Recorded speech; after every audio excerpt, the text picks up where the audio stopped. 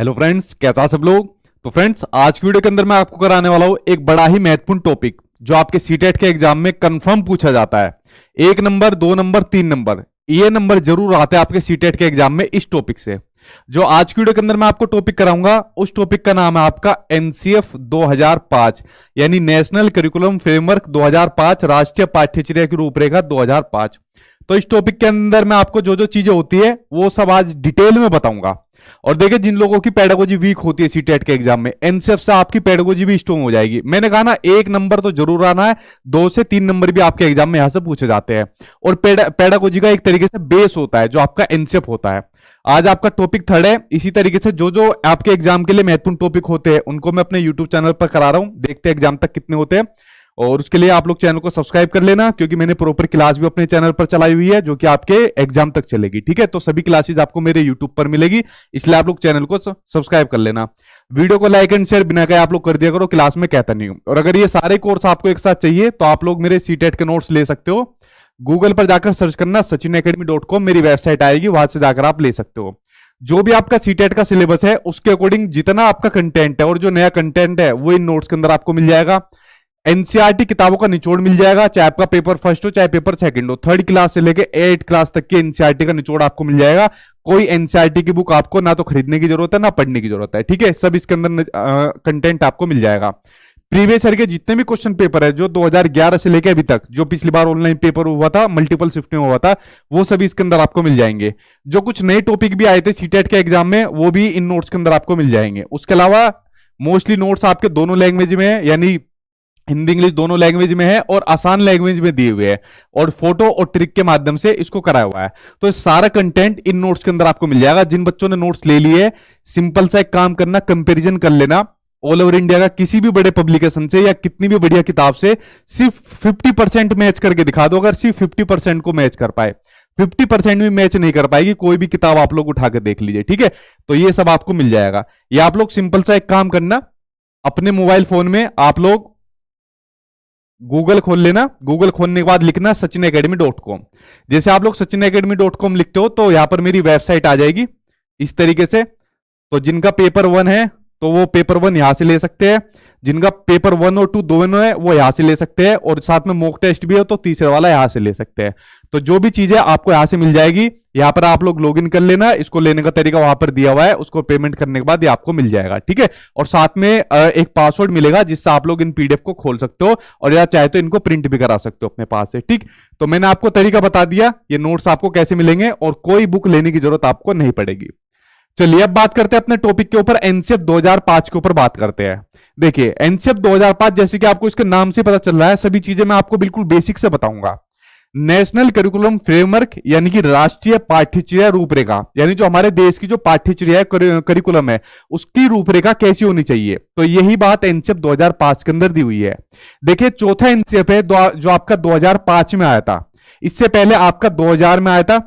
2000 में आया था, कांग्रेस के टाइम पर आया था, सॉरी बीजेपी के टाइम पर आया था, अटल बिहारी वाजपेयी के टाइम पर आया था। फिर उसको संशोधित कर दिया था जिस टाइम पर कांग्रेस आई थी मनमोहन सिंह की सरकार में। उससे पहले 1988 में आया था, और उससे पहले 1975 में आया था। तो अभी तक 4 एनसीएफ आ चुके हैं, और जो सबसे लेटेस्ट एनसीएफ है वो आपका एनसीएफ 2005 है। बेसिकली इसके अंदर भी इसको संशोधित करने की बात काफी टाइम से चल रही है। जब आप लोगों की गवर्नमेंट जॉब लग जाएगी तो आपकी ट्रेनिंग भी होगी। जैसे मुझे याद है कि इस साल पहले मेरी एक ट्रेनिंग हुई थी एनसीएफ से जुड़ी हुई, तो इसमें काफी पॉइंट के ऊपर डिस्कशन किया गया था और काफी चर्चाएं की गई थी, लेकिन शायद कोविड की वजह से वो डिले हो गया अभी तक, वरना इसके अंदर भी संशोधन होना आपका बाकी है एनसीएफ 2005 के अंदर। लेकिन अभी कुछ नहीं हो रहा। जितनी चीज आज की वीडियो के अंदर मैं आपको बता रहा हूं और जो इस एनसीएफ के अंदर लिखी हुई है वहां से क्वेश्चन आपके एग्जाम में आना है, ये थोड़ी चीजें मैंने आपको अलग से बता दी। ठीक है, चलिए अब देखते हैं एनसीएफ के बारे में, थोड़ी सी इसके बारे में जानकारी लेते हैं। और खासकर आपके एग्जाम में जो क्वेश्चन आते हैं वो आपके आते हैं पेडागोजिकल टाइप जो क्वेश्चन होते हैं, लेकिन थोड़ी सी जानकारी इसके बारे में जान लीजिए। आपको पता होनी चाहिए एनसीएफ क्या होता है क्या नहीं होता। ठीक है, जैसे मैंने आपको बता दिया चौथा एनसीएफ है ये। देखिए, ये इस तरीके से एनसीएफ को चाहे तो आप लोग डाउनलोड कर सकते हो, ऑनलाइन डाउनलोड कर सकते हो। 180 पेज की पीडीएफ मिलेगी आपको। इस 180 पेज के पीडीएफ को आप लोग इसको चाहे पूरा भी पढ़ सकते हो, वरना जो इसका निचोड़ है 180 पेज का जो निचोड़ है वो आज की वीडियो के अंदर आपको मिल जाएगा। देखिए, मेरा एक स्टूडेंट है, उसके 130 प्लस नंबर आए थे सीटेट के अंदर। ठीक है, काफी स्टूडेंट जो 130 प्लस ला चुके हैं, तो उनमें से एक स्टूडेंट ने मुझे बताया था कि सर जो मैंने पेडागोजी करी थी, तो पेडागोजी के लिए मैंने एनसीएफ पूरा अच्छी तरीके से पढ़ा था डिटेल में, और उसके साथ में आपकी क्लास देखी थी और प्रीवियस ईयर के क्वेश्चन सोल्व करे थे बस, और मैंने कुछ नहीं करा पेडागोजी को सोल्व करने के लिए। ठीक है, तो एनसीएफ देखिए, मैंने कहा पेडागोजी का बेस है एक तरीके से। अगर आज यहां पर आप चीजें समझ गए तो समझ लेना आपके एग्जाम में आपको बहुत हेल्प मिलने वाली है। ठीक, तो चाहे तो 180 पेज की पढ़ सकते हो, वरना शॉर्टकट तरीका है, आज की वीडियो सारी देख लो, समझ लो, आपका काम हो जाएगा, वरना कंफ्यूज हो जाओगे उसके अंदर। तो देखिए ये होता है आपका एनसीएफ, और ये होता है बेसिकली एक दस्तावेज होता है, एक डॉक्यूमेंट होता है जिसमें ऐसे सब्जेक्ट पर चर्चा की गई है कि बालकों को क्या पढ़ाना है और किस प्रकार से पढ़ाना है। इस एनसीएफ के अंदर ये बात बताई गई है कि भाई बालकों को आप कैसे पढ़ाना है और किस तरीके से पढ़ा सकते हो, किन किन विधियों के माध्यम से पढ़ा सकते हो। ठीक है, तो इन सभी की डिटेल इस एनसीएफ के अंदर दी गई है, जो आपका एनसीएफ 2005 है। ठीक, ये आपको समझ में आ गया। बेसिकली जॉब लगने के बाद आपकी ट्रेनिंग भी होगी काफी, लेकिन सभी ट्रेनिंग के अंदर आपको सारी जानकारी नहीं मिल सकती, इसके अंदर काफी चीजें बताई गई है। ठीक है, इसलिए क्वेश्चन यहां से आपके एग्जाम में आता है। अगला पॉइंट आपको दिया हुआ है कि एनसीएफ 2005 की उत्पत्ति रविंद्रनाथ टैगोर के सभ्यता और प्रगति नामक निबंध से हुई है। सीटेट में ऐसा क्वेश्चन नहीं आता है, टेट वगैरह में क्वेश्चन पूछा जाता है, लेकिन थोड़ा सा मैं आपका बेस स्ट्रोंग कर रहा हूं यहां पर। एनसीएफ की रूपरेखा का अनुवाद संविधान की 8वीं अनुसूची में दी गई भाषाओं में। 8वीं अनुसूची में कितनी भाषाएं दी गई है? सीटेट में बहुत बार क्वेश्चन आया है। हमारे देश की संविधान की 8वीं अनुसूची में 22 भाषाओं का जिक्र है। कौन सी भाषाओं का? 22 भाषाओं का। हिंदी, उर्दू, पंजाबी, तमिल, तेलुगु, कन्नड़, असमिया, कोंकणी, बोडो और बहुत सारी है, मराठी, मुझे भी पूरी 22 अभी एकदम ध्यान नहीं आ रही। तो ये पूरी की पूरी जो 22 भाषा है, इसमें इसका अनुवाद किया गया एनसीएफ 2005 का। 22 भाषा को अच्छे तरीके से याद कर लेना। आपके सीटेट के एग्जाम में खासकर जो आपकी लैंग्वेज होती है, हिंदी होती है चाहे संस्कृत होती है, उसमें क्वेश्चन यहां से पूछा गया है। ठीक है, तो उसमें इसका अनुवाद किया गया है। एनसीएफ 2005 को प्रोफेसर यशपाल की अध्यक्षता में तैयार किया गया। देखिए प्रोफेसर यशपाल एक 1992 में एक कमेटी बनी थी, उस कमेटी के अंदर कई शिक्षाविद थे हमारे देश के, तो उनकी जो अध्यक्षता करी थी वो करी थी प्रोफेसर यशपाल ने। शिक्षा से संबंधित जो कमेटी बनाई थी, इस कमेटी की जो रिपोर्ट आई थी वो रिपोर्ट आई थी 1993 में। इस रिपोर्ट को पेश करा था प्रोफेसर यशपाल ने, और उसको रिपोर्ट का क्या नाम था? Learning without burden. उस रिपोर्ट का नाम था लर्निंग विदाउट बर्डन, शिक्षा बिना बोझ के। मतलब जो बच्चों को हम शिक्षा दे रहे हैं उसमें बोझ का क्या काम। आपने देखा होगा जब हम लोग स्कूल के अंदर जाते थे, खूब हमारे बैग भरे भरे रहते थे, लेकिन उन्होंने कहा इतने भरे हुए बैग की क्या जरूरत है, बैग के वजन को कम करा जाए, और बेसिकली जो शिक्षा दी जा रही है वो ऐसी शिक्षा दी जाए जिसमें बच्चों को क्वांटिटी में, यानी जो लोड ना पड़े, जिसमें बच्चा चीजें ज्यादातर ग्रहण कर सके, समझ सके। ठीक है, तो हमारे तो खूब कंधे टुटवा दिए, लेकिन आज की डेट के अंदर ये वाली बात कही जा रही है, लर्निंग विदाउट बर्डन की, शिक्षा बिना बोझ के कही जा रही है। हालांकि प्राइवेट स्कूल वाले अब भी नहीं सुनते। ठीक है, चलिए अब देखते हैं आगे। ये थोड़ी डिटेल मैंने आपको एनसीएफ 2005 के बारे में बता दी क्या होता है। ठीक है, तो आप लोग समझ गए कि एक डॉक्यूमेंट होता है जिसमें होता है कि बच्चों को कैसे पढ़ाना है और किस तरीके से पढ़ाना है, और बाकी उसकी पृष्ठभूमि से जुड़ी हुई थोड़ी सी जानकारी मैंने आपको दे दी। ठीक, यहां तक समझ में आ गया। अब उसके बाद बात करते हैं एनसीएफ 2005 के 5 मार्गदर्शी सिद्धांत की। यहां लगा लो वेरी वेरी इंपोर्टेंट। इन्हीं में से कम आपके 2 से लेकर 3 नंबर कंफर्म आने आपके एग्जाम में। एनसीएफ के जो 5 मार्गदर्शी सिद्धांत है, जो 5 प्रिंसिपल है एनसीएफ के, जहां से क्वेश्चन आपके एग्जाम में आते हैं, इन 5 को समझना आपके लिए बहुत ज्यादा जरूरी है। ठीक है, जब आप लोग एनसीएफ पढ़ते हो तो उसके पेज नंबर 5 से ये दिए हुए, कुछ पेज नंबर 5 पर है, कुछ पेज नंबर 6 पर है। तो एनसीएफ के जो 5 मार्गदर्शी सिद्धांत है, इनके बारे में जानिए। अब मैं एक एक करके आपको समझाता हूं। ठीक, देखिए एनसीएफ कहता है, पहला जो सिद्धांत है, एनसीएफ कहता है कि ज्ञान को स्कूल के बाहरी जीवन से जोड़ा जाए। मतलब जो टीचर क्लासरूम के अंदर या स्कूल के अंदर जो भी बच्चों को पढ़ा रहा है, जो भी बच्चों को सिखा रहा है, जो ज्ञान दे रहा है, उसको उसके बाहरी जीवन से जोड़कर पढ़ाना चाहिए, उसकी डेली की एक्टिविटीज से जोड़कर पढ़ाना चाहिए, दैनिक गतिविधियों से जोड़कर पढ़ाना चाहिए। इस बात को एनसीएफ कहता है। देखिए छोटा बच्चा होता है, छोटा बच्चा सबसे पहले उन चीजों को सीखता है जिन चीजों के बारे में वो जानता है, जिन चीजों का उसको अनुभव है, जो चीजें उसके डेली की एक्टिविटीज में होती है उनको सीखता है। मान लीजिए बच्चों को आप क्लासरूम में जानवरों के बारे में पढ़ा रहे हो, तो सबसे पहले ऐसे जानवरों के बारे में बताओ जो जिनके बारे में बच्चा जानता है। ठीक है, जैसे कुत्ते के बारे में बता दिया, गाय के बारे में बता दिया, इस तरीके से उनके बारे में बताइए। ठीक है, तो ज्ञान को, जो भी नॉलेज होती है, उसको स्कूल के बाहरी जीवन से जोड़कर पढ़ाना चाहिए, दैनिक गतिविधियों से जोड़कर उसको पढ़ाना चाहिए। पहला सिद्धांत आपका ये कहता है।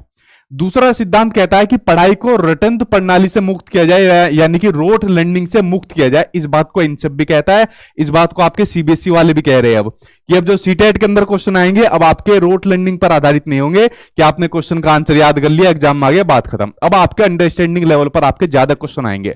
अगर आपको चीजों की समझ है तो आप लोग उसका आंसर दे पाओगे। सेम उसी बात को एनसीएफ 2005 भी कहता है कि बच्चों को रटन प्रणाली से मुक्त किया जाए। जैसे बच्चों को कहा बेटा टेबल सुना दो की, तो वो सुना देता है, 2 एकम 2, 2 दूनी 4, 2 तिया 6, कुछ भी सुन लो उससे। कविता सुन लो, कविता सुना देगा, लेकिन कविता का अर्थ पता नहीं होगा, दुनिया भर की कविता सुन लो। तो एनसीएफ कहता है कि बच्चों को रटन प्रणाली से मुक्त किया जाए। ये आपके सीटेट में पेडागोजी में बहुत पूछा जाता है। जहां पर भी आपको रोट लर्निंग की, मेमोराइज की, स्मरण की, याद करने की बात आ जाएगी, ये आपका नेगेटिव टैग वर्ड आपको देखने को मिलेगा। ठीक है, तो 2 सिद्धांत कंप्लीट हुए। उसके अलावा तीसरा सिद्धांत कहता है आपका कि जो पाठ्यचर्या होता है, यानी जो करिकुलम होता है, तो जो करिकुलम होता है, पाठ्यचर्या होता है, वो पाठ्य पुस्तक केंद्रित नहीं होना चाहिए, यानी टेक्स्ट बुक सेंटर्ड नहीं होना चाहिए। वो हमेशा कैसा होना चाहिए? वो हमेशा होना चाहिए बाल केंद्रित होना चाहिए। कैसा होना चाहिए? बाल केंद्रित होना चाहिए। सबसे महत्वपूर्ण चीज है बाल केंद्रित। देखिए, जितनी भी चीजें हो रही है, आप लोग पढ़ रहे हो, मैं पढ़ा रहा हूं, जो एजुकेशन मिनिस्ट्री है या फिर मिनिस्टर है या स्कूल के अंदर प्रिंसिपल है, XYZ, जितने भी संसाधन है या जितने भी लोग हैं, वो सब किसके लिए काम कर रहे हैं? वो काम कर रहे हैं बच्चे के लिए। तो जो शिक्षा भी है वो कैसी होनी चाहिए? वो सिर्फ बाल केंद्रित होना चाहिए। अगर कोई भी चीज आ रही है शिक्षा में और वो बच्चे के लिए हितकारी नहीं है, चाहे कितनी भी बढ़िया हो, तो समझ लेना वो यूजफुल नहीं है, बेकार है वो बिल्कुल। ठीक है, तो इसलिए आपको ध्यान रखना है, ना तो पाठ्यचर्या केंद्रित होगा, ना पाठ्य पुस्तक केंद्रित होगा, ना टीचर केंद्रित होगा, सिर्फ बाल केंद्रित यानी कि चाइल्ड सेंटर्ड एजुकेशन की बात कही जाएगी। यह आपका तीसरा मार्गदर्शी सिद्धांत है। चौथा सिद्धांत है जो पेपर होते हैं, परीक्षा होती है, उसको ज्यादा फ्लेक्सिबल यानी लचीला बना जाए। अब पहले क्या होता था, जैसे आप और हम लोग थे, 6 महीने बाद या 1 साल के बाद पेपर हो गया, मान लो हमारे एक एग्जाम में 100 में 33 नंबर आ गए, या किसी बच्चे के 33 नंबर आ गए 100 में से, तो बच्चा पास तो हो जाएगा, लेकिन उसको पूरी नॉलेज नहीं मिल पाएगी। ठीक है, लेकिन अब क्या कहा गया है कि जो पेपर होते हैं, जो परीक्षा होती है, उसमें लचीलापन रखो, मतलब बीच बीच में पेपर रहते रहो। और सबसे बढ़िया तरीका assessment for learning, teaching learning process के दौरान लेते रहो। अगर मैं आपसे भी क्वेश्चन पूछ लूं, एनसीएफ को किसकी अध्यक्षता में तैयार किया गया, तो मैंने आपसे क्वेश्चन पूछा, ठीक है, तो आप लोग कुछ बता दोगे, प्रोफेसर यशपाल का नाम, कुछ लोग नहीं बताओगे, जो नहीं बताओगे उनको मैं दोबारा समझा दूंगा। तो इस तरीके से जो बच्चों के पेपर कराए जा रहे हैं, जो बच्चों के टेस्ट लिए जा रहे हैं, असेसमेंट किया जाता है, उसको फ्लेक्सिबल यानी कि लचीला होना बहुत ज्यादा जरूरी है। ठीक है, तो ये बात हो गई, और कक्षा की गतिविधियों से जोड़कर पढ़ाना चाहिए। उसके अलावा पांचवा मार्गदर्शी सिद्धांत है कि राष्ट्रीय मूल्यों के प्रति आस्थावान विद्यार्थी तैयार किए जा सके। इन सब कहता है चाहे बच्चा पढ़े लिखे या चाहे कुछ भी ना हो, चाहे उसने अपने जीवन में कुछ भी अचीवमेंट हासिल ना करा हो, पर कम से कम वो एक अच्छा नागरिक बन जाए, ये हमारी प्राथमिकता है। आपने देखा होगा खासकर सरकारी स्कूल के बच्चों में, आप लोग पढ़े भी होंगे, पंखा तोड़ दिया, स्कूल की जो खिड़की होती है वो तोड़ दी, डेस्क वगैरह तोड़ दी, और जब यही बच्चे बड़े होते हैं तो आगे जाके बस तोड़ते हैं। ठीक है, सरकारी बिल्डिंग जो होती है उसमें आग लगा देते हैं। तो इन सब चीज से बचाव के लिए एनसीएफ कहता है बच्चों को आप ऐसी एजुकेशन दो कि वो राष्ट्रीय मूल्यों के प्रति आस्थावान विद्यार्थी बन सके, कम से कम एक अच्छा नागरिक बन सके अपने देश का। ये 5 मार्गदर्शी सिद्धांत है। इन 5 में से कम 2-3 क्वेश्चन आपके एग्जाम में जरूर आना है, इसको देख लीजिए, चाहे तो इसका स्क्रीनशॉट ले लो, वरना नोट्स के अंदर ये सब मैंने डाला हुआ है, आपको एक क्लियर हो जाएगा। ठीक है, यहां तक समझ में आ गया बिल्कुल आपको 5 मार्गदर्शी सिद्धांत की। अब आगे बढ़ते हैं। अब देखिए एनसीएफ 2005 के अंदर और क्या क्या चीजें लिखी हुई है। ठीक, उसके अलावा मैंने कहा ना एनसीएफ अब आपको पूरा पढ़ने की जरूरत नहीं पड़ेगी, आज की वीडियो देख लेना, आपका काम खत्म हो जाएगा। अब एक एक करके सभी सुझाव के ऊपर बात करते हैं। देखिए पहला पॉइंट इसके अंदर आ गया कि बालक, मेरा मोबाइल बंद क्यों हो जाता है बीच में, कमेंट इनके दिखने बंद हो जाते हैं, चलिए आपके कमेंट बंद हो जाते हैं। पहला पॉइंट इसके अंदर आ गया कि बालक सक्रिय है, यानी बच्चों को एक्टिव माना है, और वह स्वयं से जाने और सीखे और नई नई चीजों को आजमाए। देखिए सबसे पहली मेन चीज जो सीटेट में सबसे ज्यादा क्वेश्चन पूछा जाता है, आपको बच्चे को या बच्चे से जुड़े किसी भी चीज को एक्टिव रूप से मानना है, कभी भी पैसिव यानी निष्क्रिय नहीं समझना। जब तक बच्चा एक्टिव नहीं होगा तब तक सीखेगा कैसे? आप लोग एक्टिव हो, आपको अपना एग्जाम पास करना है, इसलिए आप लोग अपना ध्यान यहां पर लगा रहे हो। ठीक है, अगर एक्टिव नहीं होगे, निष्क्रिय हो जाओगे, पैसिव हो जाओगे, तो आप लोग सीख नहीं पाओगे। अगर मैं भी एक्टिव नहीं हुआ तब भी नहीं सीख पाओगे। तो दोनों का ही लर्निंग के लिए दोनों का ही एक्टिव होना जरूरी है, टीचर का भी और स्टूडेंट का भी। ठीक है, और बच्चा नई नई चीजों को आजमाए, जोड़ तोड़ करे और गलतियां करे। एक और लगा लो, वेरी वेरी इंपॉर्टेंट, जो बच्चे की जो गलतियां होती है, जो एरर्स होते हैं, जो बच्चे की गलतियां होती है, एरर्स होते हैं, वो बड़े ही महत्वपूर्ण होते हैं। बड़े इंपॉर्टेंट होते हैं। किसके लिए इंपॉर्टेंट होते हैं? सीखने सिखाने की प्रक्रिया का एक बड़ा ही महत्वपूर्ण भाग होते हैं। टीचिंग लर्निंग प्रोसेस का बड़ा महत्वपूर्ण हिस्सा होती है जो गलतियां होती है। आप लोग मुझे सिंपल से एक बात बताओ, अगर छोटा बच्चा गलतियां नहीं करेगा तो सीखेगा कैसे? गलती करेगा, फिर टीचर को पता चलेगा कि बच्चे ने कहा गलती करी है, फिर उस गलती का निदान करके फिर उसको उपचारात्मक शिक्षण देगा। तो गलती का होना बहुत जरूरी है, और दुनिया के अंदर कोई ऐसा आदमी है जो गलती ना करता हो। मैं भी करता हूं, आप भी करते हैं, छोटा बच्चा भी करेगा।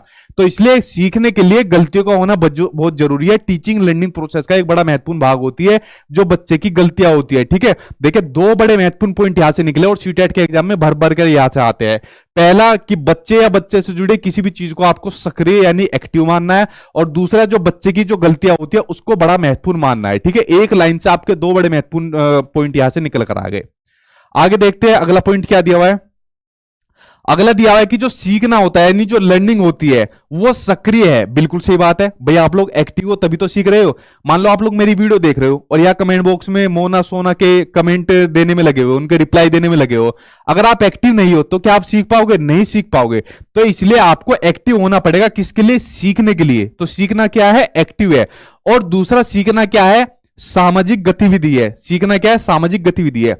जितने भी पॉइंट मैं आपको लिखा रहा हूं ना, यहां से क्वेश्चन आपके एग्जाम में कई बार पूछे गए, इसलिए मैंने कहा ये एनसीएफ का निचोड़ मैं आपको बता रहा हूं। किसी भी लाइन को छोड़ना मत आप लोग। ठीक है, पहली चीज सीख गए कि सीखना क्या है? एक्टिव है। जब तक एक्टिव नहीं बनोगे सीखोगे नहीं। और सामाजिक गतिविधि भी है। सामाजिक गतिविधि कैसे है? अब देखिए आप लोग कैसे सीख रहे हो। आप लोगों को कौन सिखा रहा हूं? मैं सिखा रहा हूं। तो मैं किसका पार्ट हूं? मैं एक समाज का पार्ट हूं। तो सामाजिक गतिविधि के माध्यम से आप लोग सीख रहे हो। ठीक है, सोसाइटी से इंटरेक्ट करके आप लोग सीख रहे हो। जैसे जो छोटा बच्चा होता है कोई भी चीज सीखता है सबसे पहले अपने परिवार से सीखता है। जैसे उसकी मदर टंग होती है तो परिवार के जो अपनी मातृभाषा होती है, वो परिवार की जो भाषा होती है उसका अनुकरण करके बच्चा अपनी मातृभाषा सीख जाता है। फिर स्कूल के अंदर चीजें सीखता है। तो इसलिए सीखने के लिए सोसाइटी बड़ी महत्वपूर्ण होती है। सोसाइटी से इंटरेक्ट करके बच्चा सीखता है। आप लोग अभी तक सीख रहे हो। ठीक है, कोई भी बड़ा होकर सोसाइटी से ही सीखता है। सीखने में यांत्रिकता यानी यांत्रिकता नहीं होनी चाहिए। यांत्रिकता मतलब कोई टॉपिक को मान लो एक ही बार मैं आपको पढ़ाता जा रहा हूं या कोई कंसेप्ट को एक एक बार समझा रहा हूं और कुछ भी उसमें नया नहीं कर रहा तो बच्चा बोर हो जाएगा। और कोई सी भी क्लास में अगर बच्चा बोर हो रहा है तो समझ लीजिए वो क्लासरूम आपकी क्या है?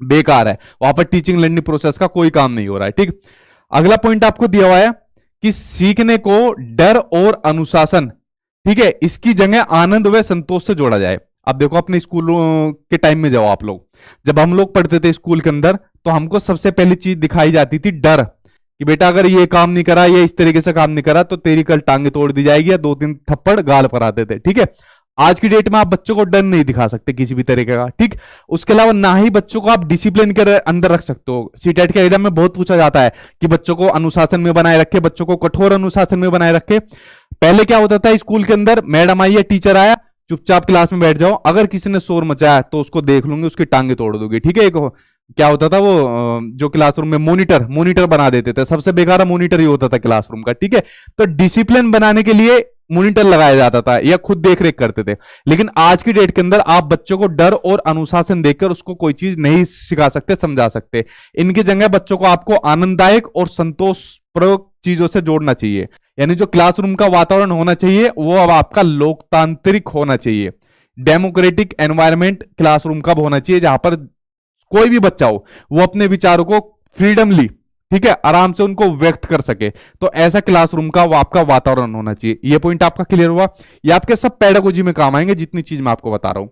अगला पॉइंट दिया हुआ है, बालक को स्कूल, घर, समुदाय आदि सब जगह पर क्या माना जाए? महत्वपूर्ण माना जाए आपका, सब जगह पर। ठीक है, देखिए मैं आपको एक छोटी सी चीज बताता हूं। मुझसे क्या होता है, एक एग्जाम के अंदर केवीएस का एग्जाम था, तो मैंने रिटर्न एग्जाम क्रैक कर लिया था, तो उसके बाद इंटरव्यू होता है, तो उसके अंदर मेरा इंटरव्यू था। अब वहां पर 4 पैनल के अंदर एक मैडम थी, उसने मुझसे एक क्वेश्चन पूछा कि अगर बच्चे की नोजी आ रही है तो आप क्या काम करोगे? अब रियल में तो मतलब कर सकते हैं, उसमें कोई बड़ी बात नहीं है, लेकिन आदमी थोड़ा बहुत हिचकिचाता है। लेकिन पैनल में क्या जवाब देना है कि मैडम कुछ भी हो, मतलब बच्चे के लिए सब करने के लिए तैयार हो, अगर उसकी नोजी आएगी तो मैं साफ कर दूंगा। मतलब ऐसा अप्रोप्रिएट आंसर देना पड़ता है। जो चीज आप यहां पर पढ़ रहे हो वो आपके सीटेट में काम आएगी, पास कराएगी, इसके बाद जो मेन एग्जाम होते हैं वहां पर भी काम आएगी, और टीचर बनने के बाद भी आपके काम आएगी। ठीक है, तो आपको क्या मानना है? आपको बच्चों को चाहे स्कूल हो, घर हो, समुदाय, हर जगह उसको बड़ा महत्वपूर्ण मानना है। इसलिए तो हम लोग मैं उसको तैयार हो गया कि कोई बात नहीं, मैं उसकी नोजी साफ कर दूंगा, ठीक है, नाक को उसकी साफ कर दूंगा।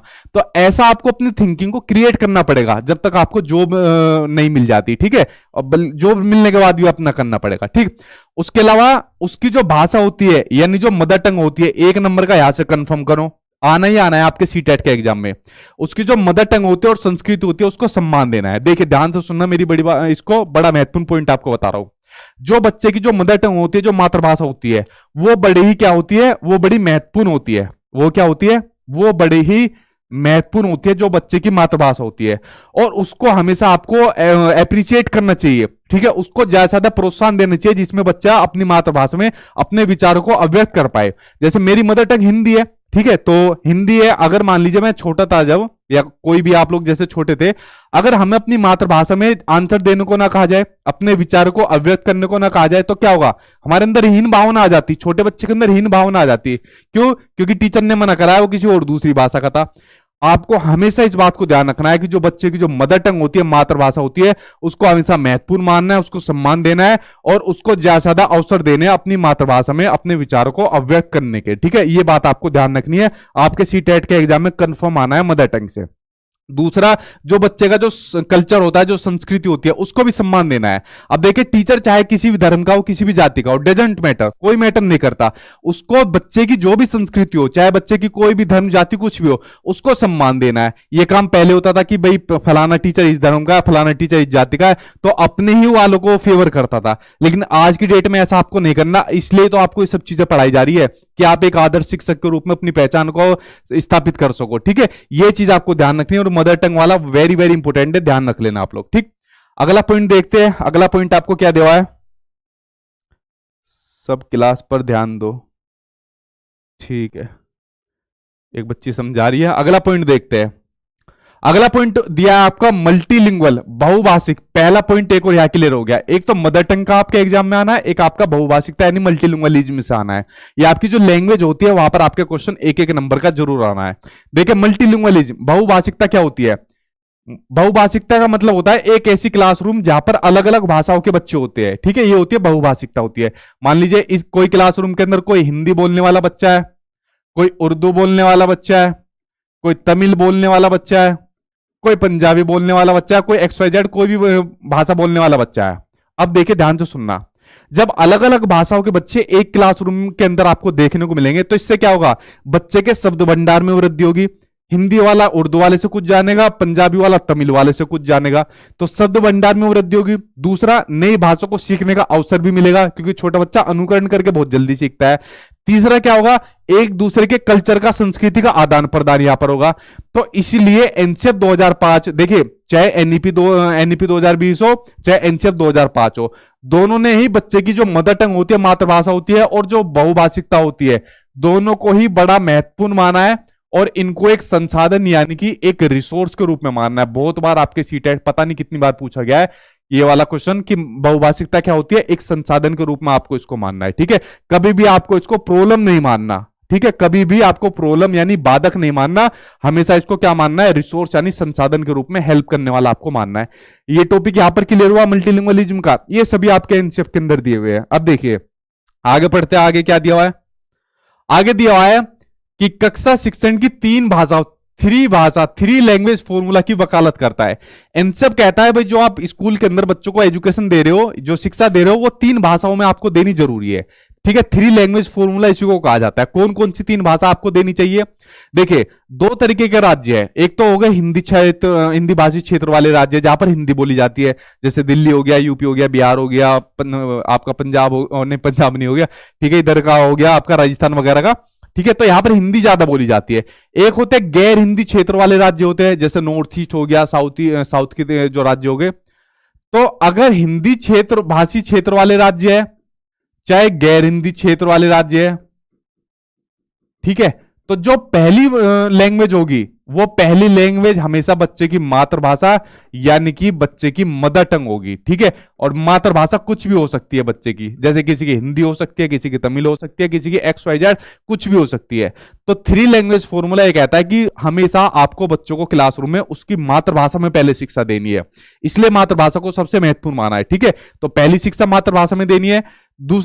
दूसरी शिक्षा अगर हिंदी क्षेत्र वाले राज्य है तो आपका इंग्लिश में देनी है, और उसके बाद कोई भी एक मॉडर्न लैंग्वेज यानी कि आधुनिक भाषा में आपको शिक्षा देनी है। गैर हिंदी क्षेत्र वाला है तो वहां पर पहली उसकी मातृभाषा हो जाएगी, दूसरी उसकी हिंदी हो जाएगी और तीसरी आपकी इंग्लिश हो जाएगी। ठीक है, तो 3 लैंग्वेज फॉर्मूले के अंदर आपको बच्चों को इन 3 भाषाओं में बच्चों को नॉलेज देनी है। ठीक, देखिए कितने सारे पॉइंट आपके यहां से क्लियर हो रहे हैं। मदर टंग क्लियर हुआ, मल्टीलिंगुअलिज्म यानी बहुभाषिकतावाद क्लियर हुआ, 3 लैंग्वेज फॉर्मूला हुआ। इसलिए मैंने कहा था जो एनसेप होता है वो आपकी क्या होता है, पेडागोजी का बेस होता है बहुत। इसको अच्छे तरीके से कर लिया तो आपका काम हो जाएगा। जैसे अगला भी पॉइंट ये दिया हुआ है कि इसमें भाषा के 4 कौशल यानी 4 लैंग्वेज स्किल्स की बात की गई है। सुनना, बोलना, पढ़ना और लिखना। देखिए भाषा के 4 कौशल होते हैं, सुनना, बोलना, पढ़ना और लिखना। चिंतन कौशल की बात हम नहीं करेंगे। ठीक, अब भाषा के कौशल मतलब भाषा को अव्यक्त कैसे किया जाता है। देखिए ध्यान से सुनना मेरी बात को। अब मैं आपको क्या पढ़ा रहा हूं, एनसेप पढ़ा रहा हूं, तो मैं अपने विचारों को कैसे अव्यक्त कर रहा हूं। भाषा को कौशल के भाषा के कौन कौन से कौशल का यूज कर रहा हूं। एक तो मैं बोलकर कर रहा हूं, ठीक है, एक तो मैं बोल रहा हूं और बोलने के साथ साथ मैं लिख भी रहा हूं। तो बोलना और लिखना ये क्या हो जाएंगे, भाषा के अभिव्यक्तात्मक कौशल। ये कौन से कौशल हो जाएंगे, भाषा के अभिव्यक्तात्मक कौशल, क्योंकि इसमें मैं अपने विचार को क्या कर रहा हूं, अव्यक्त कर रहा हूं, बोलकर कर रहा हूं और लिखकर कर रहा हूं। दूसरा, आप लोग मेरे विचारों को ग्रहण कैसे कर रहे हो। आप लोग ग्रहण कर रहे हो, आपने मोबाइल फोन के अंदर मेरी वीडियो देख रहे होंगे या कान में ईयरफोन लगाया हुआ होगा, तो आप लोग मेरे विचारों को सुन रहे हो। तो क्या काम कर रहे हो, मेरे विचारों को सुन रहे हो और जो यहां पर सामने लिखा हुआ है उसे पढ़ रहे हो। तो सुनना और पढ़ना हो गया आपके गणनात्मक कौशल, ये हो गए आपके गणनात्मक कौशल। ठीक है, तो भाषा के 4 कौशलों की बात कही गई है जो कि खासकर आपके लैंग्वेज के अंदर आता है। यहां तक आपके जितने भी पॉइंट आई थिंक आपके क्लियर होंगे। चलिए आगे देखते हैं, आज आपके सारे पॉइंट क्लियर हो जाएंगे। आगे दिया हुआ है आपका, ये फिर कमेंट बंद हो गए मेरे मोबाइल में क्यों हो जाते हैं बंद। चलिए आगे देखते हैं, आगे क्या दिया हुआ है।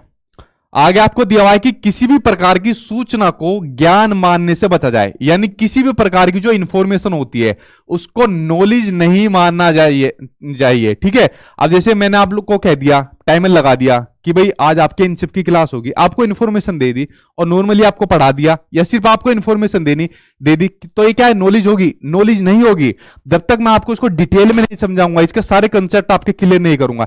इसलिए इनसिप कहता है कि जो कोई भी सूचना होती है उसको ज्ञान मानने से बचा जाए, और सूचना को ज्ञान में कन्वर्ट करने का काम किसका होता है, टीचर का काम होता है। इसलिए टीचर को एक फैसिलिटेटर के रूप में कहा गया है, सुगमकर्ता के रूप में कहा गया है। ठीक, ये चीज क्लियर हुई। अगला पॉइंट देखते हैं।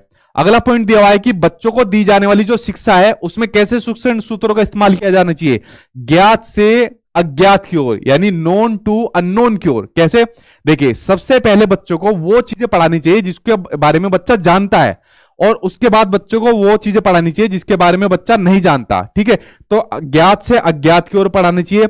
दूसरा, मूर्त से अमूर्त की ओर, सबसे पहले बच्चों को वो चीजें पढ़ानी चाहिए जिनको देख सकता है, पकड़ सकता है, छू सकता है, यानी कॉन्क्रीट चीजें दिखानी चाहिए, पढ़ानी चाहिए। और उसके बाद एब्स्ट्रैक्ट चीजों की ओर ले जानी चाहिए, यानी अमूर्त चीजों की ओर उसको ले जाना चाहिए। ठीक है, तो ऐसे शिक्षण, एक और लिख लो इसमें, सरल से जटिल की ओर। सबसे पहले बच्चों को सरल चीजें पढ़ानी चाहिए, उसके बाद उसको जटिल चीजें पढ़ानी चाहिए। सबसे पहले बच्चों को जो उनका अनुभव वाली चीज है वो करानी चाहिए, उसके बाद तर्क वाली चीजें करानी चाहिए। मतलब कहने का है सबसे पहले बच्चों को आसान चीजें करानी चाहिए, फिर उसके बाद धीरे धीरे करके उसको एक हार्ड लेवल पर आपको लेकर जाना है। ठीक है, ये कुछ ऐसे सूत्र है जो आपको इस्तेमाल करने चाहिए। आगे देखते हैं, आगे क्या दिया हुआ है। अगला पॉइंट दिया हुआ है पनिशमेंट और रिवॉर्ड। ध्यान से सुनना, इस वर्ड को सीटेट के एग्जाम में भर भर कर आना है। ये जो आपका पनिशमेंट है, यानी कि जो आपका दंड है, यानी जो सजा है। देखिए आप लोग हुए चाहे मैं भी हुआ, खूब भर भर के कूटा है हमारे टीचर ने हमारे स्कूल के टाइम में। ठीक है, भर भर के मुंह पे मार दिया, कान फाड़ दिया, हाथ फाड़ दिया डंडे मारकर, लेकिन कोई कहने सुनने वाला नहीं था। उस टाइम पर कोई सचिन सर होते, इनसे पढ़ा देते तो कुछ हमारे भी अधिकार हो जाते। लेकिन आज की डेट में आपको ध्यान रखना है, आपको बच्चों को कभी भी किसी भी तरीके का पनिशमेंट, किसी तरीके का दंड आपको नहीं देना है। न ही आपको कोई भी मौखिक रूप से दंड देना है और न ही कोई आपका फिजिकली रूप से दंड देना है। जैसे कह देते थे ना पहले टीचर, तू तो गधा है, तेरे बच्चे की तो कुछ है नहीं, ये भी पनिशमेंट की कैटेगरी में काउंट होगा। आज की डेट के अंदर अगर आपने बच्चे की तरह उंगली भी दिखा दी ना तो आप सस्पेंड हो जाओगे, केस हो जाएगा आपके ऊपर। ठीक है, तो आपको बच्चों को ध्यान रखना है, किसी भी तरीके की पनिशमेंट आपको नहीं देनी है। ठीक है, और उसके अलावा बच्चों को जो रिवार्ड देना है, अब देखिए रिवार्ड के अंदर बड़ी कंफ्यूजन आती है। बच्चों को आपको रिवार्ड यानी पुरस्कार देनी चाहिए, लेकिन एक निश्चित अंतराल के ऊपर आपको देनी चाहिए। एक निश्चित अंतराल यानी एक किसी खास अचीवमेंट के ऊपर आपको बच्चों को रिवार्ड यानी पुरस्कार देना चाहिए। आप उसको शाबाशी दे सकते हो, पीठ थपथपा सकते हो, लेकिन एक निश्चित अंतराल पर। जैसे मान लीजिए आपका सीटेट पास हो जाए तो मैं आपको शाबाशी दूंगा कि वाह बहुत बढ़िया, आपका एग्जाम क्रैक हो गया।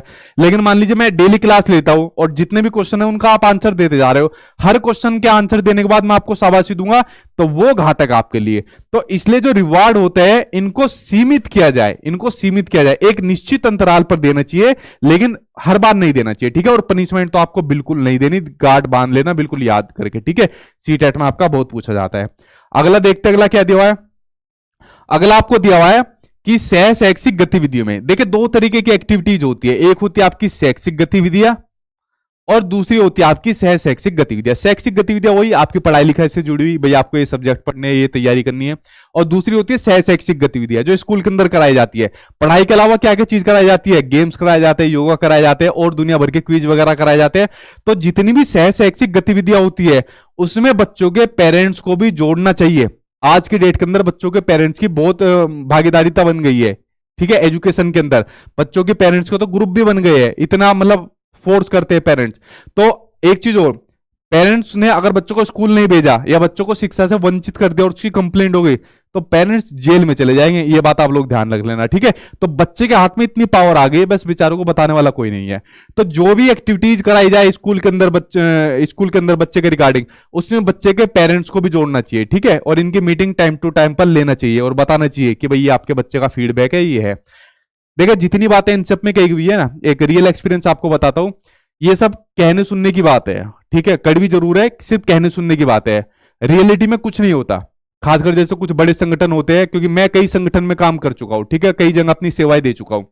तो कुछ बड़े संगठन होते हैं, सेंट्रल लेवल के होते हैं, चलो उसमें मान लेते हैं, मतलब ये चीजें इंप्लीमेंट कर जाती है। लेकिन छोटे लेवल पर कुछ भी इंप्लीमेंट नहीं होता इन चीज के ऊपर। पेरेंट्स अपने छोटे छोटे बच्चों को काम पर लगाते हैं। प्राइमरी स्कूल का बच्चा जिसकी उम्र 6-7 साल है, बोझा ढोकर लाता है, ना उसको कहने वाला कोई है, ना उसको मतलब कुछ नहीं हो सकता। तो ये सब बातें जो अच्छी लगती है ना, ये सिर्फ यही अच्छी लगती है। लेकिन जब आप लोग जॉब मिल जाएगी आपको, धरातल पर आप लोग देखोगे, जब आपको रियलिटी पता चलेगी, मतलब कितना किताबों से हटकर है। लेकिन हमारे हाथ में कुछ नहीं है और एकदम सिस्टम को चेंज भी नहीं कर सकते। धीरे धीरे करके हमें सिस्टम को चेंज करना चाहिए, ठीक है। तो पहले आप टीचर बनिए, टीचर बनने के बाद इन चीजों को इंप्लीमेंट करिए। एक आदमी करेगा तो धीरे धीरे के सब करना स्टार्ट कर देंगे, ठीक है। चलिए आगे देखते हैं। वरना सैलरी तो आपको मिलेगी, जॉब लगती है आपकी कम से कम 50-60 हजार की सैलरी मिलेगी, ठीक। अगला पॉइंट आपको दिया हुआ है कि विशाल पाठ्यक्रम, यानी पाठ्यक्रम बहुत बड़े नहीं होने चाहिए और मोटी मोटी जो किताबें होती है वो शिक्षण प्रणाली की असफलता का प्रतीक है। अब पहले तो ये वाली बात होती थी, बड़ी बड़ी किताबें बच्चों को पढ़ा दो, बड़ी बड़ी किताबें दे दो, मोटी दे दो, करिकुलम ऐसा बना दो जिसके अंदर बहुत सारी चीज हो, तो समझ लो बच्चा बहुत बड़ा विद्वान बन जाएगा। नहीं, आज की डेट में असफलता का प्रतीक है। आप बच्चों को किताब भी मत दो, आप बच्चों को चीजें ऐसे समझाओ, उसके रियल लाइफ से कनेक्ट करके पढ़ाओ बच्चों को, ताकि बच्चा उसको भूल ही ना पाए। तो ये जो बड़ी बड़ी किताबें करिकुलम होती है, असफलता का प्रतीक होती है। इसलिए बच्चे की किताबें संदर्भात्मक, उसके संदर्भ के अकॉर्डिंग और बच्चे के जीवन के अनुभव से रिलेटेड होनी चाहिए, जो बच्चा डेली अपनी लाइफ में चीजें कनेक्ट करता है, देखता है, ठीक है। ये पॉइंट क्लियर हुआ किताबों से संबंधित, पाठ्य पुस्तकों से संबंधित। अगला पॉइंट दिया हुआ है कि मानसिक स्तर, मेंटलिटी जो लेवल होता है और जो योग्यता होती है उसके अनुसार पाठ्यक्रम का निर्धारण करना चाहिए। ऐसे नहीं कि बच्चे का लेवल तो इतना है और करिकुलम का लेवल दे दिया बढ़ाकर, ठीक है। तो ऐसा आपको करिकुलम नहीं बनाना, बच्चे के लेवल के अकॉर्डिंग आपको चीजें पढ़ानी है, ठीक। अगला देखते हैं। अगला दिया है एनसीईआरटी 2005 का प्रमुख सूत्र है बिना भार के अधिगम, लर्निंग विदाउट बर्डन। ये तो मैंने आपको शुरुआत में बता दिया था, जब प्रोफेसर यशपाल जी ने 1993 के अंदर अपनी कमेटी रिपोर्ट पेश की थी, तो उसका नाम था लर्निंग विदाउट बर्डन। मतलब बच्चों को आपके वेट को कम करना है, उसके स्कूल जो बैग का वजन है उसको भी कम करना है, उसको ज्यादा चीजें नहीं पढ़ानी, उसको चीजें वो पढ़ानी है जिसको बच्चा इजिली ग्रहण कर पाए, इजिली समझ पाए, ठीक है। तो वेट की क्वांटिटी को कम करना है, लेकिन उसकी नॉलेज को बढ़ाना है, उसको ज्यादा गेन करना है, ठीक। आगे देखते हैं अगला क्या पॉइंट दिया हुआ है जी। ग्रहण कर रहे हो सचिन सर की जय, अच्छा भाई आपके नोट्स बहुत बेस्ट है, ठीक है भाई, टेंशन मत लो आप लोग। सीटेट तो बहुत छोटा एग्जाम है, ठीक है, तो इसके लिए तो आप लोग बेफिक्र रहना।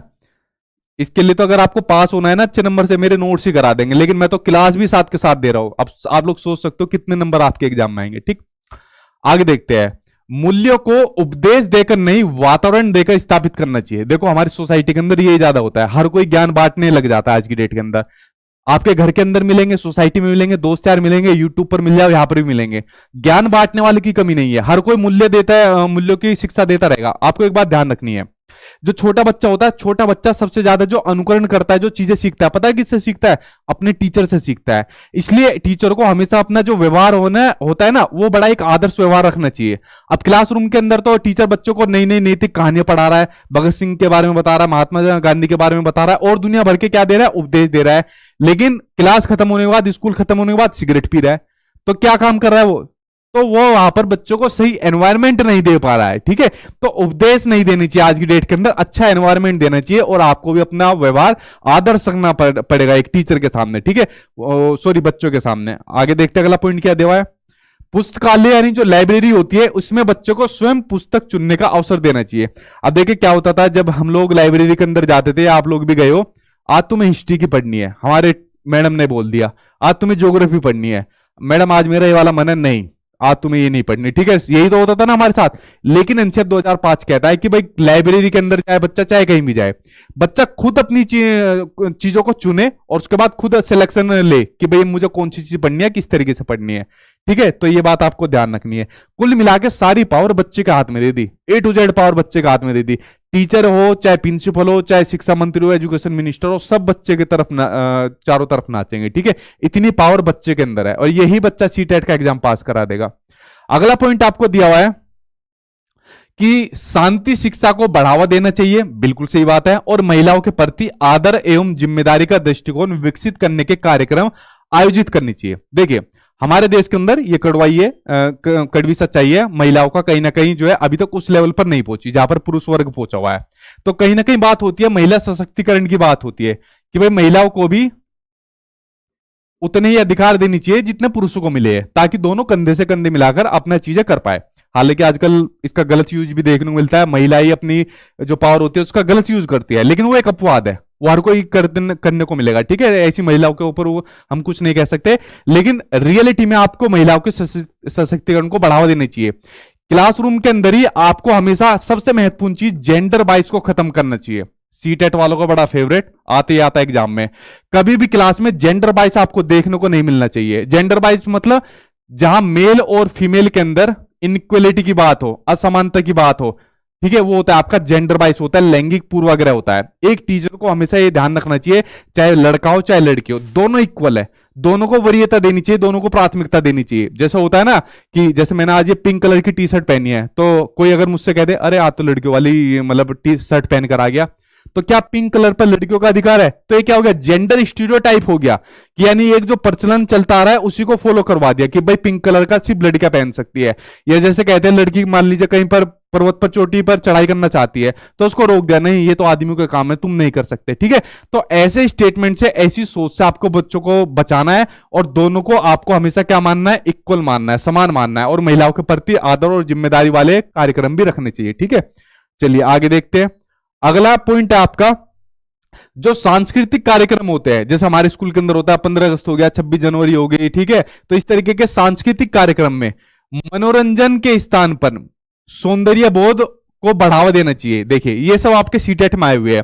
अब 15 अगस्त 26 जनवरी का बेसिकली मतलब क्या होता है कि भाई मनोरंजन के लिए, एंटरटेनमेंट के लिए सब चीज कराई जाती है, लेकिन आपको हमेशा ध्यान रखना है एंटरटेनमेंट नहीं, सौंदर्य बोध पर आपको बताना चाहिए 15 अगस्त क्यों मनाया जाता है, 26 जनवरी क्यों मनाई जाती है, किस लिए मनाया जाता है, किन किन लोगों ने योगदान दिया था हमारे देश की आजादी के लिए, ये सब चीज आपको बतानी चाहिए। इसलिए सौंदर्य बोध पर ज्यादा ध्यान देना चाहिए, ना कि उसके मनोरंजन पर। ठीक, अगला पॉइंट दिया हुआ है शिक्षकों को एकेडमिक संसाधन और इनोवेशन आदि समय पर पहुंचा जाए। ये आपकी जॉब लगने के बाद है ये वाला पॉइंट, ठीक है, इसको बाद में देख सकते हो आप लोग, आगे देख सकते हैं। बहुत सारी ट्रेनिंग होगी आपकी, वो आपका बाद का काम है। अगला पॉइंट आपको दिया हुआ है जो कम्युनिटी होती है, यानी जो समुदाय होता है, उसको मानवीय संसाधन के रूप में प्रयुक्त होने का अवसर दे। बिल्कुल सही बात है भाई, मैं क्या हूं, मैं भी एक सोसाइटी का हिस्सा हूं, आपका जो टीचर है सोसाइटी का हिस्सा है, तो मैं भी क्या हूं, आपके लिए एक रिसोर्स का काम कर रहा हूं, मानवीय संसाधन का काम कर रहा हूं। क्यों? क्योंकि मुझे आपको सीटेट का एग्जाम पास करना है। ठीक है, तो जो कम्युनिटी होती है, हमारा समुदाय होता है, उसको मानवीय संसाधन के रूप में प्रयुक्त होने का अवसर देना चाहिए। ठीक, बालकों के चहुमुखी विकास यानी ऑलराउंड डेवलपमेंट पर आधारित पाठ्यचर्या होनी चाहिए, जिसमें बच्चे का समग्र रूप से विकास हो सके, जिसमें बच्चे का शारीरिक विकास हो सके, मानसिक विकास हो सके, सामाजिक विकास हो सके, XYZ सभी विकास हो सके। तो बच्चे का समग्र रूप से ऑलराउंड डेवलपमेंट बच्चे का हो सके, इस पर आपका आधारित पाठ्यचर्या होना चाहिए। ठीक है, बच्चे का सर्वांगीण विकास आपको करना है। आगे देखते हैं अगला पॉइंट क्या दिया हुआ है। अगला पॉइंट सामने आपकी स्क्रीन पर आ गया कि सभी विद्यार्थियों हेतु समावेशी वातावरण, inclusive education, very very important है, भी तैयार करना। देखिए एनसीएफ 2005 कहता है, ये आपने सीटेट में भी पढ़ा होगा, कि जो बच्चों को आपको एजुकेशन देनी है वो एजुकेशन देनी है आपको समावेशी एजुकेशन यानी कि इंक्लूसिव एजुकेशन, जहां पर सभी बच्चों को समान रूप से समान शिक्षा दी जाती है बिना किसी भेदभाव के, चाहे बच्चे की सामाजिक आर्थिक पृष्ठभूमि कुछ भी हो, ऐसी एजुकेशन बच्चों को आपको देनी है। ठीक है, आप लोग भी उसी का एग्जाम्पल हो इंक्लूसिव एजुकेशन का। कोई बच्चा गरीब है, कोई बच्चा अमीर है, कोई किसी वर्ग से आता है, कोई किसी वर्ग से आता है, डजेंट मैटर, मेरे लिए कोई मैटर नहीं करता, आप लोग सब मेरे अपने हो। ठीक है, तो मैं क्या दे रहा हूं यहां पर, इंक्लूसिव एजुकेशन का कंसेप्ट कर रहा हूं। सेम उसी तरीके से आपको भी सभी बच्चों को इंक्लूसिव एजुकेशन देनी है। ठीक है, सभी को समान शिक्षा आपको देनी है, चाहे बच्चा कैसा भी हो, दिव्यांग भी हो, कैसा भी हो। ठीक है, अब देखिए एनसीएफ के जो बड़े महत्वपूर्ण पॉइंट थे वो मैंने आपके यहां पर करा दिए। अब कुछ ऐसे भी पॉइंट है जो आपके एग्जाम में पूछे जाते हैं, उनके ऊपर डिस्कशन कर लेते हैं जी। ठीक है व्हाट्सएप पे मिल जाएगा आपको, 2-3 घंटे बाद रिप्लाई मिल जाएगा। ठीक है, उसके बाद देखिए, अब देखिए बात करते हैं यहां पर एनसीएफ के अकॉर्डिंग मैथ्स के ऑब्जेक्टिव, यहां पर लिखे हैं गणित के उद्देश्य। अब देखिए मेरी बात ध्यान से सुनना, अब ये पॉइंट कुछ मैंने अपनी तरफ से लिए हुए, खासकर आपके एनसीएफ में दिए हुए। अब जो आपका गणित होता है, मैथ्स होता है, ईवीएस होता है, सोशल साइंस होता है, साइंस होता है, उसमें क्या होता है आपके एनसीएफ के अकॉर्डिंग इनके उद्देश्य पूछे होते हैं। एक एक नंबर का जरूर आपके सभी पेपर में आएगा, चाहे प्रीवियस ईयर का कोई सा भी पेपर उठा लो। ईवीएस का क्या उद्देश्य है, मैथ्स का क्या उद्देश्य है, सोशल साइंस का, साइंस का क्या उद्देश्य है। तो देखिए जितने भी जो उद्देश्य पूछे जाते हैं, जितनी चीजें मैंने आपको अभी तक बताई है उनसे लगभग सारे आपके क्लियर हो जाएंगे, लेकिन कुछ एक दो पॉइंट मैंने और लिखे हुए, इनसे आपको क्लियरिटी हो जाएगी। सीटेट के एग्जाम में जो सबसे ज्यादा इनसेप के क्वेश्चन पूछे जाते हैं वो आपके मैथ्स के अंदर पूछे जाते हैं, सबसे ज्यादा मैथ्स में पूछे जाते हैं, बाकी सब्जेक्ट में भी आते हैं लेकिन इसमें कुछ ज्यादा पूछे जाते हैं। अब देखिए मैथ्स के क्या उद्देश्य होते हैं एनसीएफ 2005 के अकॉर्डिंग, इनके ऊपर चर्चा कर लेते हैं। एनसीएफ कहता है कि प्राइमरी क्लास में यानी प्राथमिक स्तर में मैथ्स का जो नेचर है यानी मैथ्स की जो प्रकृति है वो एकीकृत होनी चाहिए। वेरी वेरी इंपॉर्टेंट लगा इस चीज के ऊपर। एनसीएफ 2005 चाहे मैथ्स की प्रकृति हो चाहे किसी भी सब्जेक्ट की प्रकृति हो, उसको इंटीग्रेटेड यानी एकीकृत के रूप में मानता है। अब देखिए छोटा बच्चा होता है, आपने देखा है जैसे छोटे बच्चे की जो क्लास रहती है ईवीएस रहती है, थर्ड और फोर्थ और फिफ्थ क्लास में बच्चों को ईवीएस पढ़ाई जाती है। ईवीएस के अंदर बच्चों को साइंस भी पढ़ाई जाती है, ईवीएस के अंदर बच्चों को पॉलिटी भी पढ़ाई जाती है, सब चीज ईवीएस के अंदर पढ़ा देता है, क्योंकि बच्चा सारी चीजों को एक साथ देखता है, समग्र रूप से देखता है, एकीकृत करके देखता है, इसलिए ईवीएस नाम दे दिया। आपने देखा ना फिफ्थ क्लास तक ईवीएस होती है, उसके बाद सिक्स्थ क्लास से उसके सब्जेक्ट शुरू हो जाते हैं, क्योंकि बच्चा क्या काम करता है एकीकृत करके पढ़ता है सभी चीजों को। उसी तरीके से मैथ्स को भी एकीकृत करके पढ़ता है, उसको नॉलेज नहीं है इसको साइंस कहेंगे, इसको मैथ्स कहेंगे, इसको फलाना कहेंगे, वो सभी चीजों को एकीकृत करके पढ़ता है। एनसीईआरटी की किताब में क्लास थर्ड में ये वाली बात दी हुई है, जब नीचे लिखा हुआ है कि शिक्षकों के लिए निर्देश, एनसीईआरटी के नीचे लिखा हुआ है, तो उसमें ये वाली बात कही गई है कि जो ईवीएस की भी प्रकृति है वो कैसी है, वो एकीकृत प्रकृति यानी इंटीग्रेटेड प्रकृति है, सेम उसी तरीके से जैसे मैथ्स की प्रकृति है। बच्चा सभी चीजों को एकीकृत करके सीखता है, और उसके अलावा मैथ्स को दूसरे सब्जेक्ट के साथ एकीकृत करके पढ़ाना चाहिए। अब देखिए मेरी बात देखिए ध्यान से सुनना, सीटेट के एग्जाम में बहुत क्वेश्चन आता है। जैसे मान लीजिए किसी बच्चे का आपको भाषा का विकास करना है, ठीक है, या बच्चों को आप मैथ्स पढ़ा रहे हो, तो बच्चों को अगर मैथ्स पढ़ा रहे हो तो क्या उसके साथ उसकी बच्चे की भाषा का विकास नहीं होगा?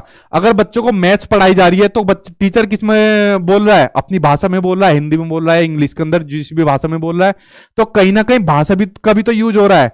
तो इसलिए मैथ्स को दूसरे सब्जेक्ट के साथ एकीकृत करके पढ़ाना चाहिए, वो तो ऑलरेडी अपने आप पढ़ाया जाता है। अगर ईवीएस के अंदर मान लीजिए आप पढ़ा रहे हो और बच्चों को रेटिंग स्केल बताना है, रेटिंग स्केल तो बता दिया 1 2 3 कोमर, 1 2 3 नंबर जो लाएगा वो पुअर, 4 5 जो लाएगा वो एवरेज, उसके बाद 6 7 8 9 10 लाएगा जो हाई वाला। तो यहां पर भी मैथ्स का यूज हो रहा है, तो चाहे भाषा की बात हो चाहे ईवीएस की बात हो, सभी जगह आपका मैथ्स का यूज हो रहा है, इसलिए मैथ्स को सभी सब्जेक्ट के साथ एकीकृत करके पढ़ाना चाहिए। ये क्वेश्चन सभी आपके एग्जाम में आए हुए हैं जो मैं बता रहा हूं, ठीक है।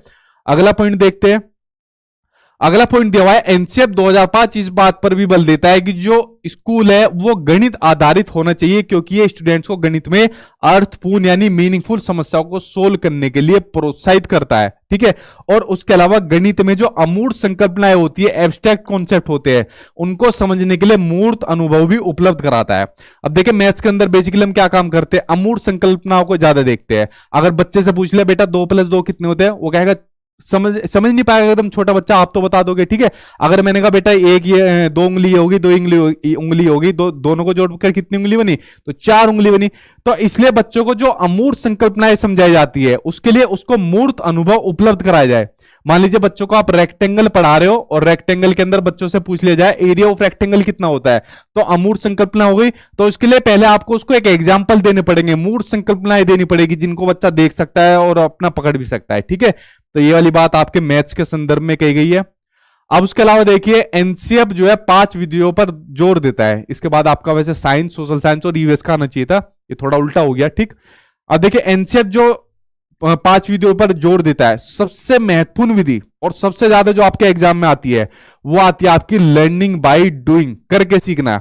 यानी बच्चा जब चीजों को करके सीखता है, खुद अपने हाथों से सीखता है। लर्निंग बाय डूइंग सबसे बेहतरीन तरीका माना गया है सीखने का। ठीक है, इसमें बच्चा खुद अपने हाथों से चीजें करके सीखता है। और उसके अलावा निरीक्षण मेथड, इंस्पेक्शन मेथड के माध्यम से सीखता है, टेस्ट के माध्यम से सीखता है, कलेक्टिव रूप में सीखता है यानी एक साथ मिलकर जब वो सीखता है, और मिक्स मेथड सीखता है। सबसे महत्वपूर्ण आपको ध्यान रखनी है करके सीखना, लर्निंग बाय डूइंग आपको ध्यान रखनी है। ठीक है, चलिए आगे देखते हैं। आगे दिया हुआ है एनसीएफ 2005 में, अब यहां पर टीचर का रोल आ गया। एनसीएफ 2005 में टीचर यानी शिक्षक के प्रति दृष्टिकोण शिक्षक ज्ञान का स्रोत नहीं है, अपितु एक ऐसा सुगम करता है जो सूचना को अर्थ में यानी कि अंडरस्टैंडिंग में बदलने की प्रक्रिया में विविध उपायों द्वारा बच्चे हेतु सहायक है।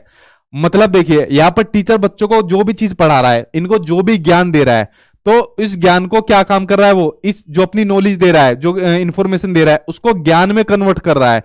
टीएलएम का यूज कर रहा है, अपने एग्जांपल्स का यूज कर रहा है, अपनी टेक्निक का यूज कर रहा है। इसलिए टीचर को एक फैसिलिटेटर माना गया है, एक सुगमकर्ता के रूप में माना गया है इसको। ठीक है, सुविधा दाता भी इसको बोला जाता है। एनसीएफ 2005 के अकॉर्डिंग टीचर को एक सुविधा दाता भी बोला जाता है। तो मैं भी आप लोगों के लिए क्या काम कर रहा हूं, मैं भी आप लोगों के लिए सुविधाएं दे रहा हूं ताकि आप लोगों का एग्जाम पास हो जाए। ठीक है, तो ये बात तो आपको ध्यान होगी कि इंफॉर्मेशन को नॉलेज में कौन कन्वर्ट करता है, टीचर, इसलिए उसको सुविधादाता माना गया। चलिए आगे देखते हैं।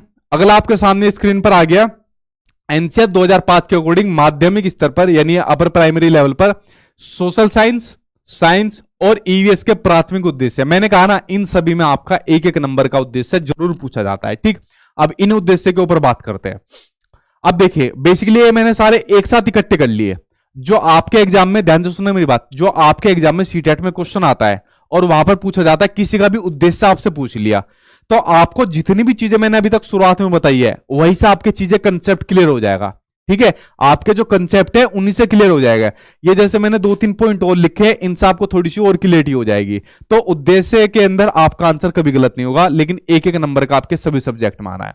जैसे इसमें दिया हुआ है कि राष्ट्र के समक्ष सामाजिक और आर्थिक चुनौतियों की समझ विकसित कर सके। अब बच्चों को आप सोशल साइंस पढ़ा रहे हो, तो सोशल साइंस के अंदर जो राष्ट्र के समक्ष सामाजिक और आर्थिक चुनौतियां, सामाजिक चुनौतियां क्या है, जैसे किसी ने कुछ भी कमेंट कर दिया किसी धर्म के ऊपर, तो एक धर्म वाला दूसरे के ऊपर करेगा, दूसरे वाला उसके ऊपर करेगा, तो दोनों बेवकूफ आपस में मिल गए और इनके आपस में लड़ने से क्या होता है, दंगे फैल जाते हैं। ठीक है, और जो बेचारे भोले भाले लोग हैं वो भी फंस जाते हैं। ठीक है, तो ये भी क्या होगी, ये भी एक सामाजिक चुनौती है हमारे देश के सामने। ठीक है, ऐसे गधों से भी बचाना है भाई। कोई भी हो, किसी भी धर्म, जाति, अमीर गरीब कोई भी हो, किसी को किसी दूसरे पर टिप्पणी करने का कोई भी हक नहीं है। ठीक है, तो ये जो चुनौतियां आती है हमारे देश के सामने, इनसे हमको बचना है। ठीक, इसलिए भी तो हम पढ़ा रहे हैं सोशल साइंस को। और आर्थिक चुनौतियां आ रही है, इनकी भी समझ होनी चाहिए। जैसे जो हमारा रुपया है वो डॉलर के मुकाबले काफी गिरता जा रहा है, तो इसकी भी हमको नॉलेज होनी चाहिए। तेल के रेट जैसे बढ़ रहे हैं, तो देखिए सब चीजों की नॉलेज हमको होना जरूरी है, चाहे सामाजिक हो चाहे आर्थिक हो। ठीक है, इसलिए भी सोशल साइंस को पढ़ाया जाता है। उसके अलावा प्राकृतिक और सामाजिक वातावरण के परस्पर संबंध पर बल देते हुए वातावरण की समग्र समझ विकसित करनी चाहिए। बिल्कुल सही बात है। आप बच्चों को सोशल साइंस पढ़ा रहे रहे हो, साइंस पढ़ा रहे हो, यूएस पढ़ा रहे हो, कुछ भी पढ़ा रहे हो, लेकिन बच्चे की जो सोच है ना वो विकसित होनी चाहिए। कैसे? अब मान लीजिए बच्चों को आप पेड़ के बारे में पढ़ा रहे हो, तो पेड़ के बारे में सभी जानकारी पढ़ा दो, और ये भी बताओ कि पेड़ हमारे लिए कितने महत्वपूर्ण होते हैं, पेड़ों से हमें ऑक्सीजन मिलती है, वरना हम लोग जिंदा नहीं रह पाएंगे, हम लोग मर जाएंगे। तो देखिए कितनी बच्चे की सोच जो है विकसित हो रही है, ठीक है। उसके अलावा साइंस के कंसेप्ट को जानने के लिए एक्टिविटीज और एक्सपेरिमेंट को करना चाहिए। साइंस सबसे ज्यादा जब आती है जब आदमी खुद एक्टिविटीज करता है कोई, या फिर एक्सपेरिमेंट करता है। जैसे हम लोग थे तो हम कभी मतलब मैंने तो कभी नहीं किया, मैं तो जानवर से प्यार करता हूं, कभी मेंढक को पकड़कर उसके ऊपर एक्सपेरिमेंट कर लिया, कभी लैब के अंदर जाके एक्सपेरिमेंट कर लिया, ठीक है। तो इस तरीके का एक्सपेरिमेंट करते रहते थे। साइंस आता भी तभी है जब एक्सपेरिमेंट होते हैं, ये भी इसकी एक खासियत है कि बिना एक्सपेरिमेंट के एक्टिविटीज के साइंस आता भी नहीं है, ठीक है। तो ये इसको महत्वपूर्ण मानता है एनसीएफ। अगला है सुपरिचित अनुभव के आधार पर साइंस के कंसेप्ट को समझना। साइंस का चाहे कोई भी सब्जेक्ट है आपका, सुपरिचित अनुभव, जो मैंने आपको शुरुआत में कहा, जो बच्चा चीजें जिनको पहले से जानता है उनके अनुभव के आधार पर बच्चों को आगे की चीज पढ़ानी चाहिए। अगर मान लीजिए बच्चों को आप जानवर के बारे में पढ़ा रहे हो तो ऐसे जानवर लो जो उसके बच्चे के चारों तरफ के परिवेश में आपको मिलते हो, ठीक है। तो ये कुछ इंपोर्टेंट पॉइंट थे जो मैंने आपको लिखे हैं, ये उद्देश्य से संबंधित क्वेश्चन आता है। तो फ्रेंड्स देखिए आज की वीडियो के अंदर एनसीएफ मैंने पूरा कंप्लीट आपका करा दिया। एनसीएफ 2005 आपका कंप्लीट हो गया, और ये आपकी पेडागोजी की जान भी थी। एक एक लाइन जो है आपकी बड़ी महत्वपूर्ण थी, ठीक है। और आई होप आपको ये वीडियो पूरी अच्छी तरीके से समझ में आ भी गई होगी। तो ये होता है एनसीएफ 2005 जो आपका दिया होता है। एनसीएफ 2005 आपके एग्जाम की जान है पेडागोजी के लिए। और खास बात और है जो एनईपी 2020 है, नेशनल एजुकेशन पॉलिसी 2020 है, तो इसने टेक ओवर कर लिया। इस बार सीटेट के एग्जाम में सबसे ज्यादा क्वेश्चन एनईपी से पूछे गए एनसीएफ के कंपैरिजन में, लेकिन दोनों इसके भी पूछे गए थे, ठीक है। तो एनईपी और एनसीएफ दोनों के अंदर काफी समानताएं देखने को मिलती है। जैसे दोनों मदर टंग की बात करते हैं, उसको प्रोत्साहन देने की बात करते हैं, बाइलिंगुअलिज्म को बात करते हैं, बहुभाषिकतावाद की बात करते हैं, थ्री लैंग्वेज फॉर्मूला की बात करते हैं, ठीक है। बच्चा खुद करके सीखे। तो ज्यादातर समानताएं देखने को मिलती है एनसीएफ 2005 और एनईपी 2020 के अंदर, ठीक है। तो एनईपी 2020 मैंने अपने नोट्स में दिया हुआ है, आप लोग जाके देख लेना, वीडियो भी डाली हुई है। एनसीएफ 2005 आज आपको करा दिया। किसी क्लास में एनईपी से जुड़े हुए क्वेश्चन आंसर और आपको करा दूंगा जो आपके एग्जाम में पूछे गए थे, ठीक है। तो एनसीएफ आपका खत्म हो गया। मैंने कहा ना जो मेरा स्टूडेंट 130 प्लस नंबर लेकर आया था, तो उसने बताया था कि सर मैंने एनसीएफ पढ़ा था अच्छी तरीके से, एनसीएफ 2005 पढ़ा था अच्छी तरीके से, प्रीवियस ईयर के क्वेश्चन सोल्व करे थे, और आपकी क्लास ली थी, सिर्फ ये चीजें करी थी मैंने, ठीक है। पेडागोजी मेरी लगभग सारी कंप्लीट हो गई थी, तभी तो 130 प्लस नंबर लेकर आया। 132 नंबर थे इसके, ठीक है, 132 नंबर। तो यही चीज आपको करनी है अपने एग्जाम के लिए। प्रीवियस ईयर के क्वेश्चन तो मैंने सब अपने नोट्स में दे रखे हैं, इनको आप लोग जाकर ले लीजिए, इससे बाहर आपको कोई प्रीवियस ईयर नहीं पढ़ना, ठीक है। और क्वेश्चन की प्रैक्टिस भी सिर्फ आपको इन्हीं की करनी है, बाकी क्लास में ले रहा हूं। एनसीएफ आज मैंने आपको कराई दिया, अब पूरा 180 पेज का पढ़ने की आपको जरूरत भी नहीं है, ठीक है। अब कोई क्वेश्चन हो आपका तो आप लोग अपना क्वेश्चन पूछ सकते हो, क्योंकि वीडियो में मैं ज्यादा क्वेश्चन आपके लेता भी नहीं हूं, ठीक है। अब पूछे क्या क्वेश्चन आपका जी। सर बिहार में बच्चों के साथ कुछ सही नहीं हो रहा है, यहाँ पर बीटेट और सीटेट वाले स्टूडेंट को रोड पर दौड़ा दौड़ा कर मार रहे हैं। अभिषेक देखो न्यूज मैंने भी देखी थी, ठीक है। और उसमें जो एडीएम थे, तो बिहार के जो एडीएम थे, उसने जो बच्चे को तिरंगा भी लिया हुआ था उसको बुरी तरीके से मारा था। तो ऐसे एडीएम के खिलाफ सख्त कार्रवाई होनी चाहिए, मैं तो यही कहूंगा। और बच्चे अपना प्रदर्शन कर रहे थे, तो बच्चों की क्या गलती है, तो नोटिफिकेशन निकालना चाहिए था। तो ये तो कहीं भी चले जाओ, मतलब बिहार में चले जाओ या किसी भी स्टेट में चले जाओ, यही हाल है, या किसी भी डिपार्टमेंट में उठा लो। लेकिन मैं आपसे यही कहूंगा, इसी दौर से गुजरते गुजरते आपको अपनी मंजिल तक पहुंचना है, ठीक है। लेकिन ऐसे एडीएम के खिलाफ अगेंस्ट उनको कुछ होना चाहिए, ठीक। और पूछे क्या क्वेश्चन आपका, जल्दी जल्दी क्वेश्चन पूछे, वीडियो को स्टॉप करूंगा और फिर 8 बजे कल मिलता हूं किसी दूसरे के साथ। 8 बजे कल शायद मेरी क्लास ना हो, ठीक है, एक बारी को शायद ना हुई तो कल मैं संस्कृत की लूंगा, एक क्लास में संस्कृत बताऊंगा। हालांकि मैंने हिंदी की क्लास ली हुई है, हिंदी और संस्कृत चाहे कोई भी लैंग्वेज हो, इंग्लिश हो उर्दू हो कुछ भी हो, सभी के टॉपिक कॉमन होते हैं, ठीक है। अगर कल मेरी क्लास रही तो मैं संस्कृत की क्लास करा दूंगा आपको 8 बजे, ठीक। और पूछे क्या क्वेश्चन आपका, बहुत अच्छी क्लास थी सर, SS चौधरी, ठीक है भाई, ठीक, बाय बाय, गुड नाइट, ठीक। इंग्लिश भी कराऊंगा, बेफिक्र रहिए आप लोग। पेपर 2 के लिए मैथ्स है जिसका, तो मैथ्स कितने नंबर का आएगा सर? भाई आपको अभी तक ये नहीं पता आपके पेपर 2 में मैथ्स कितना आएगा? आपको नॉलेज होनी चाहिए पेपर 2 में आपका साइंस इतने का आता है, मैथ्स इतने का आता है। इतने बेसिक क्वेश्चन का आंसर मेरे से आप लोग पूछ रहे हो, एटलीस्ट आपको अपने सिलेबस का तो बारे में जरूर पता होनी चाहिए। काफी बच्चों को देखता हूँ ना तो सिलेबस पता होता है ना ये पता होता है कौन सी चीज कितने की आती है। कुछ बच्चे तो कहते हैं सर पेपर 2 में आपने ईवीएस नहीं दी, अब बताओ ईवीएस कहां से दे दो उन्हें, जबकि पेपर 2 में आती नहीं है। ठीक है, तो थोड़ी नॉलेज बढ़ाइए, ऐसे काम नहीं चलने वाला। केवीएस नोट्स के ऊपर काम चल रहा है और जिस दिन काम कंप्लीट हो जाएगा आपको बता दिया जाएगा, क्योंकि नोट्स में अच्छी खासी मेहनत लगती है। आप लोग देखते हो मैंने सीटेट के नोट्स भी कैसे बनाए हुए हैं। इसको पढ़ने के बाद क्या आपको लगता है किसी बुक की जरूरत आपको पड़ेगी? ये आपको अंदर से ही फील आ गया होगा, इसके बाहर पेपर आपका नहीं जाएगा। तो जो मैं चीज बनाता हूँ ऐसी बनाता हूँ। ठीक है, देखिए मेरा कभी पैसों का लालच नहीं रहता। अगर मेरी चीज देने से बच्चे का एग्जाम ही पास ना हो तो उस पैसे का हाथ लगाने का क्या फायदा हुआ? ठीक है, तो जो बनाऊंगा मैं उसको मेहनत से बनाऊंगा, वरना मैंने किताबें भी बताई हुई है कि उन किताबों से तब तक आप पढ़ सकते हो, तो मैं दूंगा तो बेस्ट दूंगा वरना मैं नहीं दूंगा। ठीक है, तो मेरा टाइम लगेगा, उसके बाद मैं आपको दूंगा। और पूछिए क्या क्वेश्चन है। सर आप सीटेट के सारे सब्जेक्ट करवाते हैं? हाँ जी, सारे सब्जेक्ट कराता हूँ मैं आपके सीटेट के लिए। सीटेट के लिए तो आप लोग बेफिक्र रहना, सीटेट के लिए मैं आप लोगों के लिए अकेला काफी हूँ, आपको अच्छे नंबर से पास कराने के लिए, उसके लिए टेंशन फ्री रहना। ठीक है, एनईपी मैंने करवाया हुआ है और चाहे तो आप लोग देख सकते हो वीडियो में, वरना नोट्स के अंदर डाला हुआ है। इसका क्वेश्चन आंसर भी और करा दूंगा जो आपके सीटेट के एग्जाम में पूछे गए थे। ठीक, चलिए मैं वीडियो को स्टॉप करता हूँ। आई होप आपको वीडियो पसंद आएगी, पसंद आए तो इसको लाइक कर देना। वीडियो को लाइक आप लोग बिना कहीं कर दिया करो, अपने दोस्त यार के पास शेयर कर दिया करो। जो लोग नए आए हो वो चैनल को सब्सक्राइब कर लेना। ठीक, चलिए मिलते हैं नेक्स्ट टॉपिक में कल, और या तो टॉपिक रहेगा या कल 8 बजे क्लास डाल दूंगा, संस्कृत की डाल दूंगा। थैंक यू फ्रेंड्स, कल मिलता हूँ 8 बजे।